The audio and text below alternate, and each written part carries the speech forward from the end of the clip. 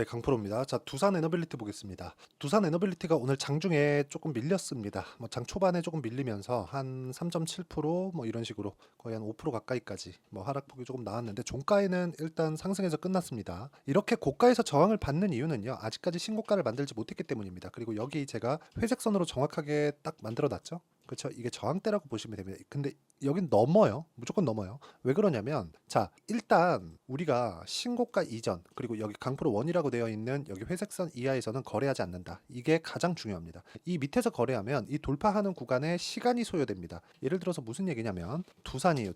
두산을 봤을 때 어떻게 돼 있죠? 그쵸. 돌파하고 나서 추가적으로 시세를 내죠. 근데 여기 돌파하기까지 뭐가 만들었죠? 시간이 걸리죠. 그쵸. 돌파하고 나서 시세를 한번 냈고 그리고 쭉 떨어져서 횡보 구간을 쭉 거치고 나서 돌파하는 데까지 시간이 또 걸려요. 그쵸. 여기까지 붙는 것도 거의 한 3개월, 4개월 정도 걸리고 돌파하는 것도 한 2달 걸리죠. 그리고 나서 돌파하고 나니까 이렇게 상승세를 만든다. 즉 신고가 구간은 기간별로 다르다. 근데 주식시장은 돌파했을 때 추가적인 시세가 나온다는 점 이게 중요합니다. 그러면 두산 에너빌리티 측에서 보면 아직까지 돌파하지 못했기 때문에 여기보다 한 10% 정도 추가적으로 상승이 나오면 2만 원대까지 주가가 올라가고요. 그건 앞으로 원전에 대한 기대감이 반영된 결과입니다. 주식시장은 실적보다 가격이 더 빠릅니다. 이게 무슨 얘기냐면 자, 주봉으로 봤을 때 원전은 지금 가동률이 계속해서 올라오고 있어요. 실제로 올라오고 있는데 그 올라오는 과정에서 본다면 우리가 2,000원부터 여기 쭉 올라가서 3만 원까지 올랐었던 게 2020년, 21년입니다. 근데 여기서는요. 원전의 가동률이 가파르게 상승하기 전입니다. 18년도부터 상승을 했는데 18년도부터 어느 정도 완만하게 회복하고 지금부터 또 가파르게 성장할 수 있는 걸 저희가 눈으로 볼 수 있어요. 근데 21년, 22년 지나오면서 원전에 대한 이야기가 사실상 정부단에서 많이 나왔죠. 그런 상황이 이제 먼저 올라간 거예요. 가격이. 정부단에서 이야기한 게 이만큼. 그리고 정부에서 이쪽을 앞으로 밀어줄 수밖에 없다는 게 지금 미국 측에서도 나오고 있는 게 뭐예요? 전기 부족 사태. 그리고 뭐가 있어요? 전기차 시대. 그리고 또 뭐가 있어요? 탄소 배출을 낮춰야 되는 점. 이겁니다. 그리고 지금 전기 부족 사태가 실제로 벌어지고 있는 게 어디서 나와요? 북한도 아니고 미국에서 나오고 있죠. 원전은 어쩔 수 없이 가야 될 수밖에 없는 방향입니다. 그렇기 때문에 이런 부분을 반영해서 뭐가 나와요? 신고가 구간이 만들어지고 있는 겁니다. 두산 에너빌리티는 아직까지 신고가를 달성하지는 못했습니다. 그런데 자, 아까 전에도 제가 말씀드렸지만 두산 그리고 우리기술, 그쵸? 보성파워텍 이런 종목군들이 계속 강세 구간에 있습니다.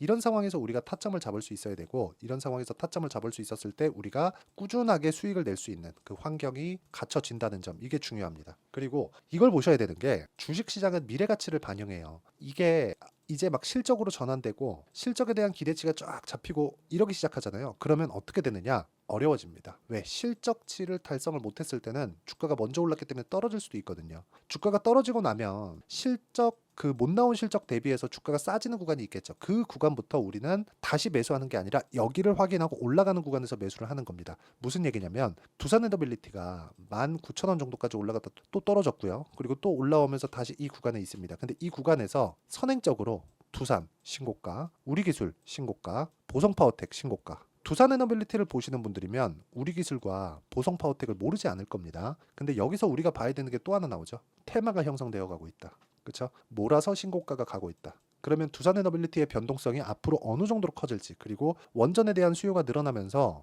이쪽에 대한 이익 규모가 어느 정도로 커질지는 사실상 나와 있다고 보시면 될 것 같아요. 2009년, 2010년 이때 오면서 보성파워텍의 주가는 거의 한 20배 정도 올랐습니다. 두산에너빌리티도 10배 이상의 주가를 2020년과 2021년도까지 1년 반 정도 기간 동안 올랐습니다. 이게 무슨 의미를 갖느냐? 원전에 대한 재료 자체가 너무 폭발적이라는 거죠. 너무 좀 이 파괴적인 그 재료를 가지고 있기 때문에 원전이 가지고 있는 이 재료에 대해서 이해를 하고 그리고 그것보다 먼저 반영하는 가격에 대한 부분을 이해를 한다면 두산에너빌리티는 지금 매수해야 되는 게 맞고요. 하지만 우리가 효율을 높이기 위해서 타점을 잡아야 되는 게 중요하다는 겁니다. 그렇죠? 자, 원전은 장점이 하나 있어요. 친환경이다. 그리고 탄소 배출이 없다는 점, 그리고 효율을 높일 수 있다는 점. 단점이 하나 있죠. 위험하다. 근데 이 위험한 부분, 후처리에 대한 부분인데 이것도 AMR로 더 잡을 수 있다. 그러면 이 내용에 대해서 이해를 했을 때 우리는 타점을 잡는다. 왜? 가격이 먼저 반영하니까. 그 타점에 대한 부분은 제가 여기 두산 에너빌리티의 가격과 단기 보유 전략. 단기는 2주입니다. 2주 동안 내가 어떻게 가격대를 설정해야 수익 전환 시킬 수 있을까? 단타가 아니에요. 2주 동안 수익 전환 시킬 수 있는 그 내용에 대해서 제가 이야기를 다 드려놨고, 전 두산을 보유하고 있다가 두산은 매도를 했고요. 그리고 두산 에너빌리티는 제가 다음 주부터 매수 구간을 잡아갈 예정입니다. 그리고 우리 기술도 보유하고 있습니다. 원전에 대해서 굉장히 좋게 보고 있다는 거죠. 그 이유에 대해서는 가격이 올라가고 있기 때문이다. 그렇죠. 가장 냉정하게 보고 있는 겁니다. 그렇게 냉정하게 보는 게 단기 보유 전략이라고 제가 이야기를 드리는 거고, 이 내용을 토대로 진행하고 있는 실시간 타점, 두산에너빌리티, 우리기술 이쪽에 원자력 관련주들의 실시간 타점을 제가 문자로 공유를 해드리도록 할 테니까 상단에 있는 전화번호로 두산이라고 문자 보내주시거나 뭐 두산에너빌리티라고 문자 보내주시면 제가 단기 보유 전략과 함께 실시간 타점을 문자로 공유를 해드리겠습니다. 자, 그러면 제가 신고가에 대해서 이렇게 강조를 드렸으니까 우리가 종목군을 볼 때 신고가 종목군들을 해야 되는 이유에 대해서 제가 이야기를 드리겠습니다. 자, 보시면 오늘 시장이 굉장히 안 좋았습니다. 삼성전자 막 3%씩 떨어지고 뭐 그런 상황이 벌어졌는데, 세보에밋이 어때요? 신고가 구간에서 4% 상승해서 끝났죠. 시장이 안 좋은데도 불구하고. 근데 어떤 종목이에요? 신고가 종목이다. 그리고 뭐 두산, 그쵸? 앞서 제가 두산 관련해서 이야기를 드렸죠. 두산 어때요? 2%씩 손절하는 구간이 있지만, 그쵸? 신고가 구간을 지속적으로 공략한 결과 어때요? 14.7%의 수익 구간에서 끝났다는 점, 이게 중요합니다. 그리고 이 내용에 대한 부분을 제가 여기 소통방에서 다 공유하고 있고요. 아까 전에 보셨죠? 언제 나갔나요? 시장가 매수 8시 58분.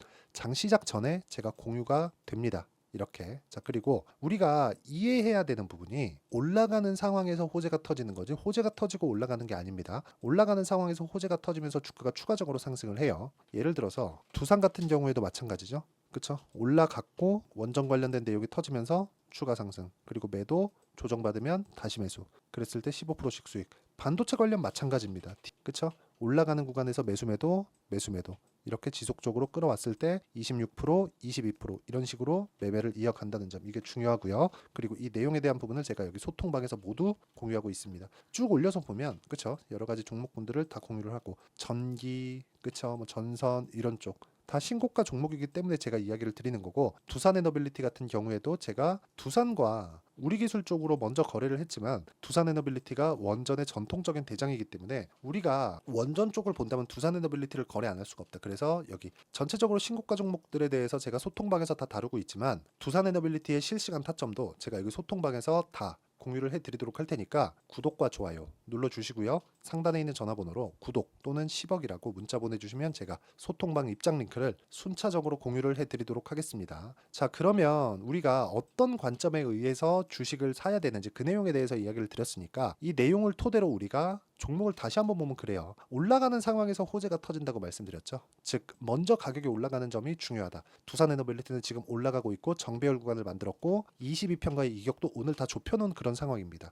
가만히 있어도 22평은 올라와요. 그런데 우리 기술이, 그쵸? 우리 기술이 단기간에 폭등을 했기 때문에 단기 과열 구간에 들어갔는데도 불구하고 오늘 2.8% 상승을 했습니다. 시장이 안 좋은데도 불구하고요. 자, 이렇게 나오고 있는 건 상황이 왜 이렇게 될까요? 미래 가치를 반영하고 있으니까, 앞으로 좋아질 만한 내용이 있으니까 그 내용에 대해서 이야기를 드리는 겁니다. 그리고 그 내용에 대한 부분을 제가 여기 소통방이나, 그쵸? 아까 전에 그 단기 보유 전략으로 다 공유하고 있으니까 상단에 있는 번호 확인해서 문자 보내주시면 되고요. 그리고 이런 내용을 이해를 했을 때 우리가 어떤 식으로 매매를 이어가야 되는지, 그리고 이렇게 매매를 했을 때 꾸준하게 수익을 볼 수 있는 방법은 뭔지, 그쵸? 그 내용에 대해서, 그리고 성과는 어느 정도 낼 수 있는지 그 내용에 대해서 제가 다 이해를 시켜드리도록 할 테니까 영상 끝까지 시청하시고요. 모든 분들이 성공 투자하셨으면 참 좋겠습니다. 자, 24년도가 돼서도 시장은 여전히 어렵습니다. 자, 근데 시장은 항상 어려울 거예요. 앞으로도 계속해서 어려워질 겁니다. 자, 근데 제가 매월 대시세 종목을 구독자분들에게 공개를 합니다. 자, 내용을 보면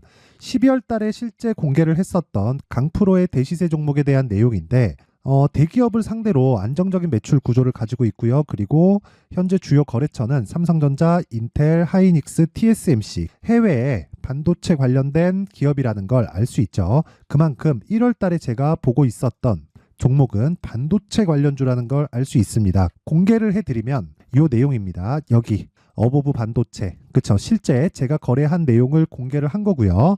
수익에 대한 크기를 보면 공략한 시점, 제가 가격대를 함께 공개를 해드렸는데 공략한 시점부터 21%의 수익 마감이 된 것을 확인해 볼 수가 있습니다. 자, 근데 지금도 마찬가지입니다.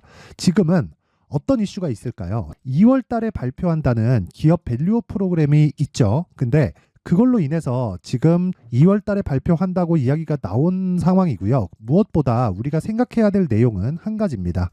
어떤 이슈나 그리고 어떤 뭐 상승할 수 있는 내용으로 인해서 주가가 올라가는 것은 맞죠. 하지만 가격이 먼저 반영한다는 걸 반드시 알고 있어야 되고, 그런 내용에 대한 파악이 되었을 때, 그쵸? 여기 어부부 반도체처럼 21%, 그쵸? 대략 3에서 4일 동안 20% 이상의 수익을 먹을 수 있고요. 그리고 여기 HLB 같은 종목처럼 대략 일주일이 채 되지 않는 기간 동안 30%의 수익을 낼 수 있습니다. 자, 그러면 답은 나왔어요.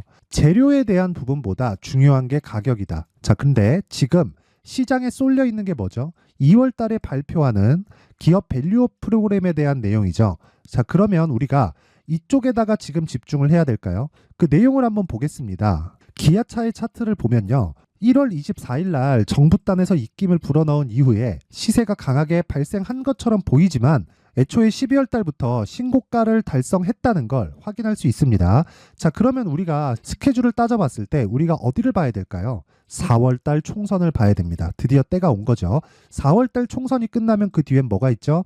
대선 전국으로 들어갑니다. 그러면 우리는 4월 달 총선부터 시작해서 대선까지 이어질 수 있는 종목을 찾는 게 정말 중요합니다. 그게 정부 정책의 방향과 그리고 스케줄에 맞춰서 가는 거예요. 정치적인 상황에 따라서 주가가 움직이는 걸 우리는 수도 없이 많이 봐왔기 때문에 스케줄에 맞춰서 가는 게 지금으로서는 답이 될 수 있습니다. 그리고 무엇보다 어느 정도의 시세를 내는지 그 첫 번째 단계인 상황을, 그쵸? 제가 12월 달 밝혀드렸었던 대시세 종목으로 이미 공개를 해드렸기 때문에, 그쵸? 어떻게 제가 매매를 했는지까지 다 보여드렸습니다. HLB처럼, 그쵸? 31.9% 걸린 시간은 4일밖에 되지 않죠. 이 종목을 제가 가격과 그리고 어떤 종목인지를 애초에 12월 달부터 공개를 한 겁니다. 자, 그러면 지금도 마찬가지예요. 앞서서 제가 말씀드렸었던 23년도에 했었던 여러 가지 종목들이 있죠. 한미반도체 같은 종목들도 여기 소통방에서 모두 공개를 해서 실제로 10,000원부터 60,000원까지 상승한 내역이 있고요. 왜 공략을 했는지를 제가 다 공개를 해드렸습니다. 근데 지금도 마찬가지라는 거죠. 정부 정책의 방향에 맞춰서 또는 선거 스케줄에 맞춰서 매매를 이어가야 될 때가 됐고요. 제가 총선 관련된 큰 시세가 나올 수 있는 대시세 종목을 준비를 해놨습니다. 길게 말씀드리지 않겠습니다. 모든 종목들은 신고가를 달성하면서 대시세 준비를 하게 되고요. 신고가를 공략했을 때 내가 시장에 주도주를 잡을 수 있는데 지금은 총선에 집중하는 게 맞다. 그래서 총선 관련된 그리고 대선까지 이어질 수 있는 종목을 준비를 해놨는데 지금부터 준비를 하셔야 나중에 고가에 올라가서도 꾸준하게 매매를 이어갈 수 있습니다. 자꾸 막 손절하고 매매하는 과정에서 너무 어렵다 하시는 분들은요. 이 종목 딱 받아가서 큰 수익 내셨으면 좋겠고요. 이 종목은 상단에 있는 전화번호로 대시세라고 문자를 보내주시는 분들에 한해서만 제가 총선 그리고 대선까지 이어질 수 있는 종목을 공개해 드리도록 할 테니까 상단에 있는 전화번호로 대시세라고 문자를 보내주시고요. 그리고 구독과 좋아요 꼭 좀 부탁드리겠습니다. 시장은 정말 어렵습니다. 자, 그래서 모든 분들이 성공 투자하셨으면 좋겠고요. 기본적으로 가격에 대한 파악을 하면서 큰 수익을 내셨으면 좋겠습니다.